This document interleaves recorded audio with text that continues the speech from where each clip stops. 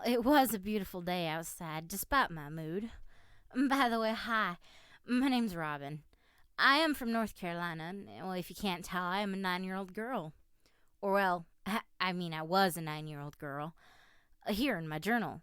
I found it while I was cleaning out my closet. I started reading it. The things that happened in this, oh boy, let me tell you.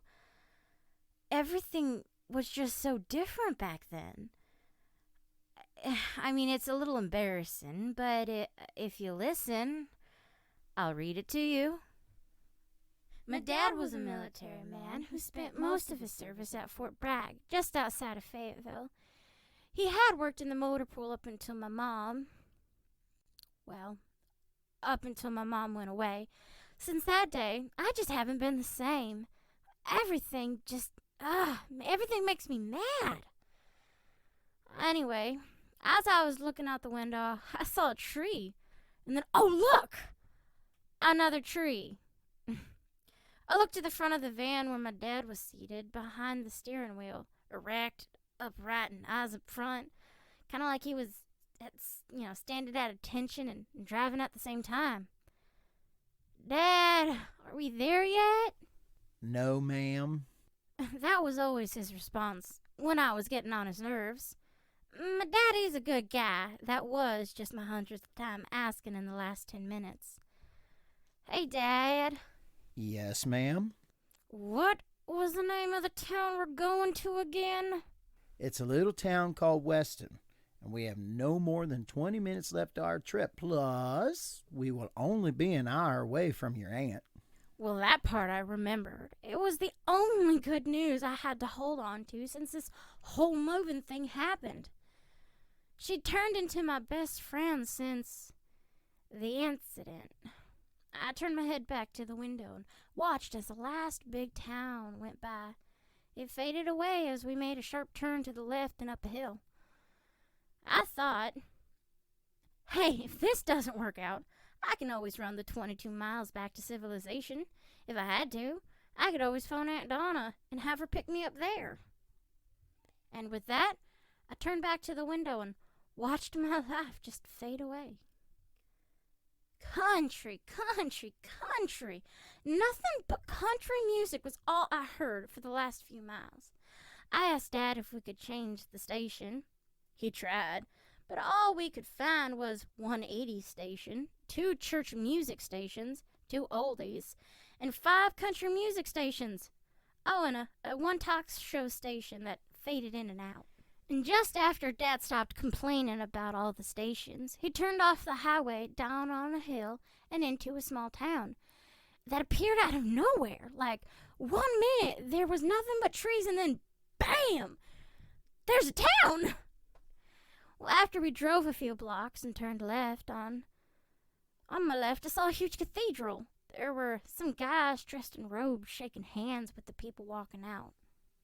I always had a hard time believing that there's a real big guy in the sky looking down on us. Well, anyway, on my right we also passed several bars and buildings that had signs all over the place, and I think we passed a postal office. We made another left, and on my right was a bank and a barber shop, and on the left I saw 2 old things stores. Dad said they're called antique stores, and a hardware store. Last but not least, on the corner was a bakery. The windows were down, so all the bakery smells were coming through the windows. We drove a few more blocks towards what would be my new home. Hey, me. Hey, Rob, what you think about walking down to the bakery to get a few things, since we ain't got any food until the moving truck arrives? Well, why is all our food in a hot truck? It isn't. It's in the refrigerated truck. We passed a small grocery store, and Dad pointed out the window. Over there. That's where I'll be working. In a blink, we made a left into a driveway that was long enough to park 5 cars. Let's do this thing. Sure, Dad. Sure. It was an old house and a bit drafty. I went to the door and Dad pointed to and said, And here is your room. The room was huge.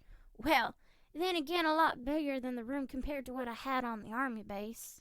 All right, Let's divide and conquer. I'd really like to have a loaf of bread from that fresh bakery. So why don't you walk up to the bakery and get a loaf of bread, and I'm going to go down to the grocery store, and since the shop is just around the block from the grocery store, I thought I'd poke my head in and tell my boss that I'm here. So you want me to walk the 3 blocks just so you can have fresh bread? I was just kidding, of course, and Dad could hear it in my voice. Or you could go with me and stop in at the repair shop and introduce yourself to my coworkers, but they might be confused as to why a little girl's coming into their shop. Or you could still stop in there and talk to them and get the bread. Isn't the shop on the way to the bakery? Yes, but then you wouldn't be able to familiarize yourself with the local neighborhood, which is what I want you to do. Well, that was a fair point. I'd probably just plug my ears and listen to some music. Fine, I'll get the bread. I got to enjoy 4 songs before I made it to the bakery. The Hamilton Bakery. It sat on a corner with 2 big windows in front. And as I walked inside, the most wonderful smell hit me. And it reminded me of last year when me and Mom tried to make bread for Dad on Father's Day. It took us 3 attempts just to be able to make something you could eat. Dad said we were at war with the flour because it was everywhere. And that was the same day we found out that Mom was sick. A tear came to my eye and I forgot where I was. Can I help you? The clerk at the register was looking at me with concern on her face. She was a healthy-looking woman with rosy cheeks and black hair. Her eyes were brown, and they just showed so much love and kindness in them. It just made me want to run up and hug her and tell her everything that had happened to me. But I'm a soldier, and I'm supposed to be strong.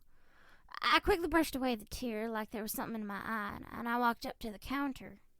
Yeah, I would like a loaf of bread for sandwiches. It's for supper. You must be Miss Peterson. Yes, but how did you know? This is a small town, sweetie. News travels really fast here. Give me just a moment. I think there are fresh loaves coming out of the oven now. My cell phone rang, and it was a text from Dad. It asking where I was and when I was going to get home. He complained that he was hungry and he was going to finish off all the meat and cheese. I quickly texted him that I'd be right there. That's when I realized I didn't even have my wallet on me. I didn't know what I was going to do. I mean, I couldn't go home and then come back. Dad was waiting on me. Then it occurred to me, I could just take one of the loaves off the counter and pay for it later. I was going to pay for it. Well, then I walked over to the display rack where the discounted bread was. I grabbed the first loaf I saw, turned back around to face the register, and started walking. Then my cell phone went off again. It was Dad telling me to hurry. It's just so frustrating. I thought about leaving a note, but I just didn't have the time. All I could think about was Dad finish off my favorite cheese. I put my cell phone back in my pocket, turned around, and headed straight for the door.